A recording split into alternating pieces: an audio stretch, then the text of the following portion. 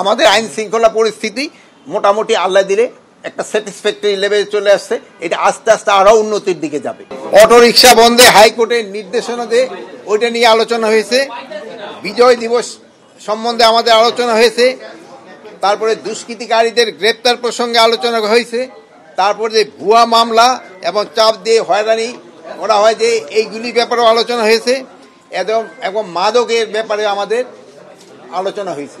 তারপরে আমাদের আরেকটা আলোচনা হয়েছে যে আমরা ওই ট্রাফিকটা উন্নত করার জন্য আমরা ছাত্রদের ব্যবহার করতেছি। তার সাথে সাথে আমরা আমাদের যারা রিটায়ার্ড পুলিশ ট্রাফিকে কাজ করছে, রিটায়ার্ড আর্মি যারা ট্রাফিকে কাজ করছে, রিটায়ার্ড এয়ারফোর্সে যারা ট্রাফিকে কাজ করছে, রিটায়ার্ড নেভি যারা ট্রাফিক কাটছে, রিটায়ার্ড বিজিবি যারা ট্রাফিকে কাজ করছে, রিটায়ার্ড আনসারে যারা ট্রাফিকে কাজ করছে, তাদের নিয়েও আমরা একটা কমিউনিটি পুলিশ করার চিন্তা ভাবনা করা হয়েছে এবং এটা খুব তাড়াতাড়ি কার্যকর করা হবে। শিয়া বাটার ও ভিটামিন ই সমৃদ্ধ lily glam beauty soap. Lily, always beautiful.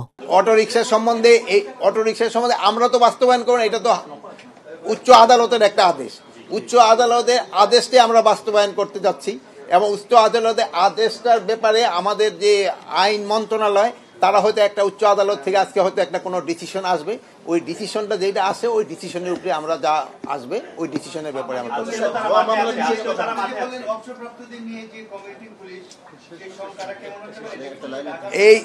এই সংখ্যাটা আমরা এখনো পুরা নিরূপণ করি নাই, বাট হয়তো সংখ্যাটা হয়তো 500-400 মতো হইতে পারে, 400-500 মতো হইতে পারে। অটো রিক্সাটা বলা যায় যেহেতু এটা উচ্চ আদালতের একটা রায়, এটার ব্যাপারে আমি তো এই মুহূর্তে যদি কোনো একটা উত্তর দিই আপনাদের, এটা হয়তো আমার আবার কন্টেম্প্ট অফ দ্য কোর্টও হয়ে যেতে পারে। এই জন্য এটার ব্যাপারে আমি তো এখন বলতে পারবো না। উচ্চ আদালত থেকে যে নির্দেশনা আসে ওই নির্দেশনার মতোই আমরা কাজ করব। তো আমরা আশা করতে পারি একটা খুব ভালো নির্দেশনা আসবে এবং ওই নির্দেশনার আলোকে আমাদের এই অটো রিক্সার এই প্রবলেমটা এটা সমস্যাটা সমাধান হয়ে যাবে। এই মিটিং এটা জিজ্ঞেস সড়কে কোনো দোকান বসবে না, কিন্তু দেখা গেল ঢাকার কিন্তু সড়কে দোকান অহরহ চলতেছে, যার কারণে একটা যানজট সৃষ্টি হচ্ছে। সড়কে আমরা এখনো বলতেছি যে সড়কে যেন কোনো দোকান না বসে। সড়ক এবং ফুটপাত দুইটা কিন্তু আলাদা আছে। সড়কের ভিতরে অবশ্যই কোনো দোকান থাকবে না। এখন এই যে ভুয়া মামলা এবং মিথ্যা মামলা হচ্ছে, এটা আমি অস্বীকার করব না। আমি এখনো বলি যে ভুয়া মামলা হচ্ছে এবং মিথ্যা মামলা হচ্ছে। এখন ভুয়া মামলা এবং মিথ্যা মামলা যেন না হয় এ ব্যাপারে আমরা পদক্ষেপ নিচ্ছি এবং যারা ভুয়া মামলা এবং মিথ্যা মামলা করতেছে তাদের বিরুদ্ধে আমরা পদক্ষেপ নিব এবং তাদের বিরুদ্ধে আইনানুগ বড় ধরনের আইনানুগ আমরা ব্যবস্থা নিব এবং এই ভুয়া মামলা এবং মিথ্যা মামলা যাদের আসামি করা হয়েছে তারা যেন কোনো অবস্থায় হ্যারাস না হয় এই জন্য আমরা একটা কমিটি করে দিচ্ছি।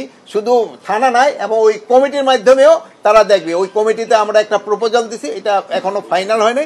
হয়তো প্রতি জেলায় জেলায় হয়তো ডিসি সাহেব থাকবে, এসপি থাকবে, তারপর একজন লিগেল এইড থাকবে, তারা মিলে একটা নিরূপণ করবে।